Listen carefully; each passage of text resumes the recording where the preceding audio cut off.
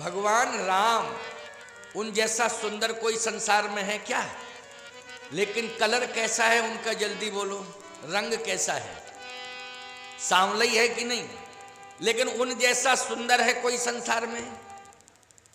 फिर पता नहीं तुम्हारी खोपड़ी क्यों खराब होती है, ये कलर थोड़ा दबा हुआ है, क्या सोचते हो?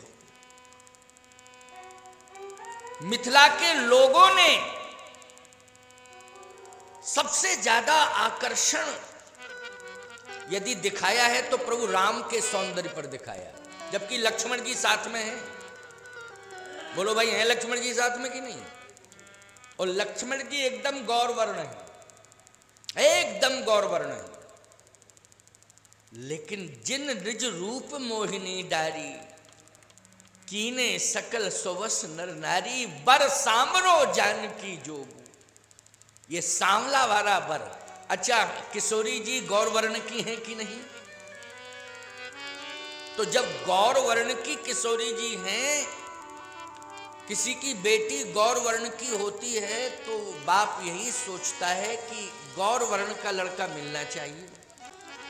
इसका कलर कितना बढ़िया है, कितना दिव्य कलर है, कितना सुंदर गौर वर्ण वाला है। अरे इधर भी तो देख लो जो पीछे पीछे चल रहा है। लेकिन गोस्वामी जी ने स्पष्टीकरण दे दिया, जुवती भवन झरोखन लागी,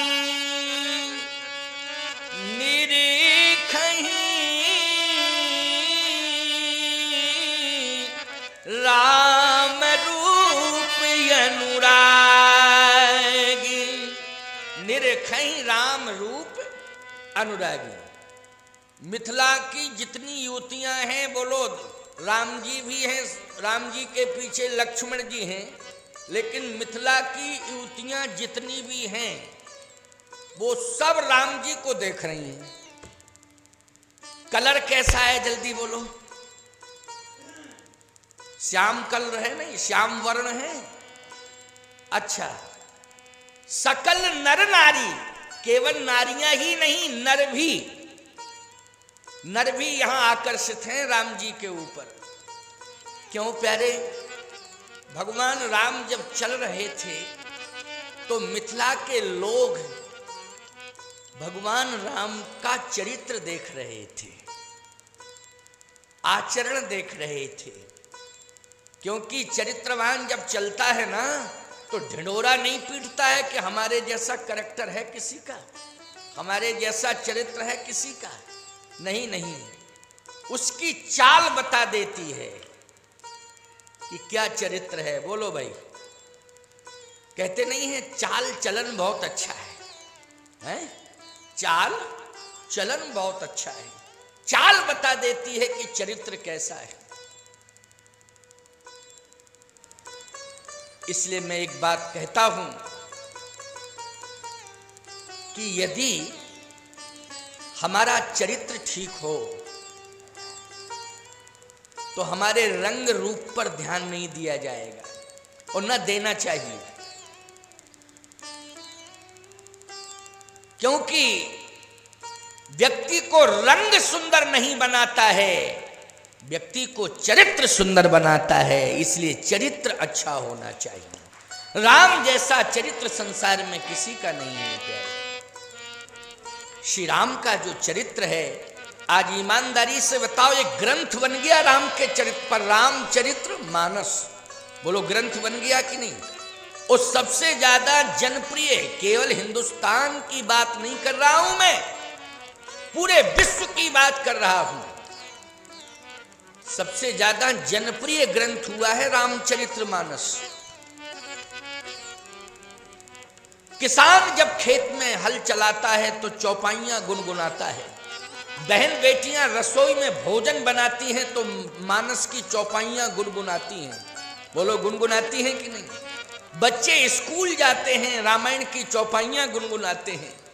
बूढ़ा व्यक्ति समय पास करता है तो रामायण की चौपाइयां गुनगुनाता रहता है, उसका मन लग जाता है।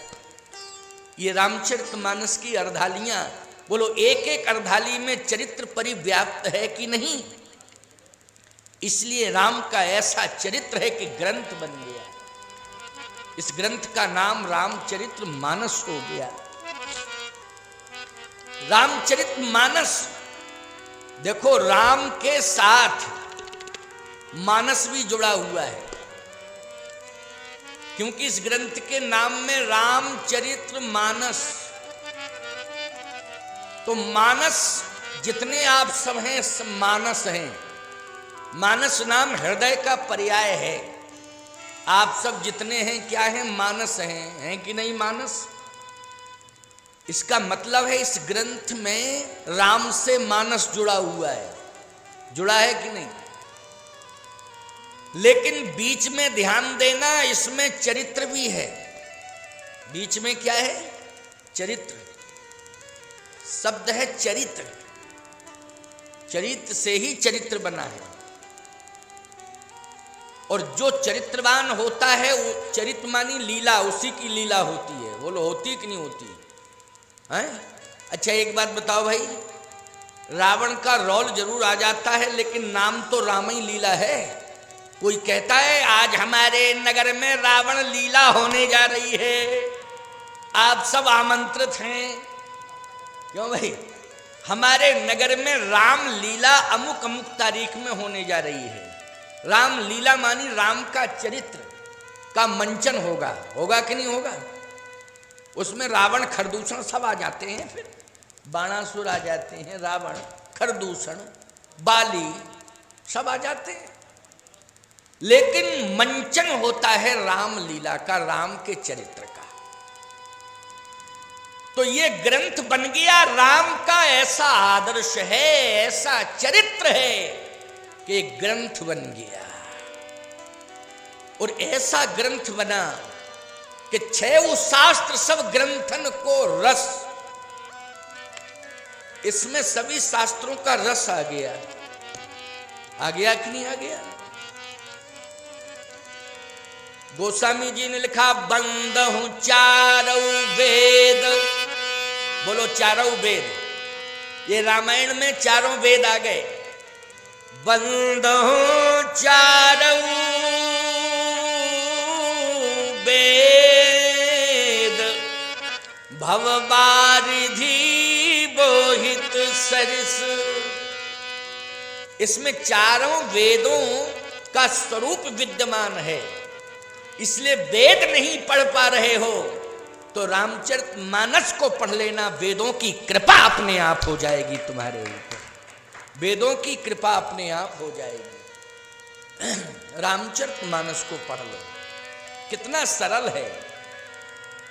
नदी गांव गोविंद नगर में तो ऐसा कोई दिन नहीं जाता है प्यारे जिस दिन रामायण की ध्वनि सुनाई न देती हो। घर घर में रामायण होती है। शायद ही है कोई दिन एकाध ऐसा व्यतीत हो जाए कि जिस दिन रामायण की चौपाई सुनाई न देती हो। प्रतिदिन किसी घर में, एक घर में, दूसरे में, तीसरे में, घर घर में रामायण का पाठ होता है। यह है दिव्य स्वरूप इस नगर का। और 4 चांद लगते जा रहे हैं। आध्यात्म का स्वरूप विशाल होता जा रहा है, बृहद स्वरूप होता जा रहा है इस नगर में। आज मानस राम से जुड़ने जा रहा है। लेकिन प्यारे तुलसीदास जी महाराज ने राम और मानस के बीच में चरित्र को स्थापित कर दिया। इससे संकेत तुम लोगों को मिला। क्या मिला? कि तुम्हारे मन में वेदना है कि हम राम को प्राप्त करें, तुम्हारे मन में ये चाह है कि हम राम जी को प्राप्त करें, राम जी के चरणों तक पहुंचे, राम जी की शरण में पहुंचे। ये तुम सबके मन में चाह है, लेकिन पहुंच पा रहे हो क्या? कहे महाराज पहुंची तो नहीं पा रहे हैं। लेकिन रामायण के प्रथम पृष्ठ पर ही देखिए आप, संकेत है राम चरितमानस। मानस राम तक पहुंचना चाहता है, लेकिन बीच में चरित्र है। इसका अर्थ यही है, ऐ संसार के मानवो, श्री राम तक पहुंचने के लिए तुम्हें दूरी समझ में आ रही है, लेकिन मनुष्य राम तक पहुंचना चाहता है, लेकिन पहुंच नहीं पा रहा है, क्योंकि दूरी बहुत है। केवल इतनी ही दूरी है प्यारे, जैसे रामचरितमानस में बीच में चरित्र मध्यस्थ है। इसका अर्थ यही है, ये ग्रंथ आपको बता रहा है कि इस ग्रंथ को पढ़ते पढ़ते पढ़ते पढ़ते पढ़ते पढ़ते ऐ संसार के मानवो, जिस दिन तुम चरित्र को सुधार लोगे उसी दिन तुम्हें राम मिल जाएंगे, इसमें जरा भी संदेह नहीं है। उसी दिन तुम्हें राम मिल जाएंगे। इसलिए चरित्र को सुधारने की जरूरत है।